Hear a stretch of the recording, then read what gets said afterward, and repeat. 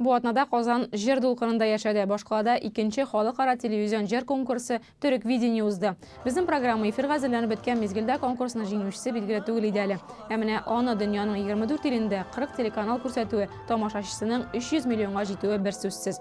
Dyusali sirk stilidagi nomerlar, tiri tovush, riyonga kostyumlar, sahnaning qatlovli bezalishi bu konkursning qo'yib o'zinchaliklarini. Türk Videoni Eurovideniya bilan chog'ishtiradilar. Yarim finalni qaragan tomoshabchilar orasida Eurovideniyadan kuchliroq tovushlarda bor deyishlar topildi Shumbay. Yerning yirtig'i yo'q.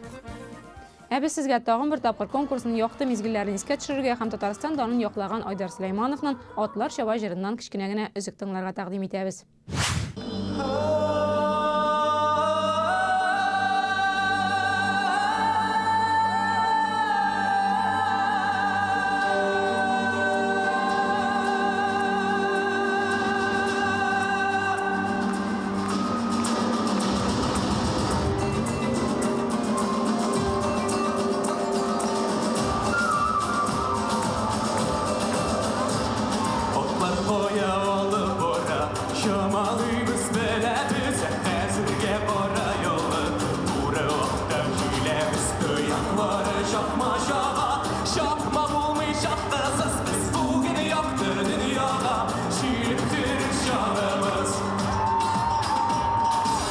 Show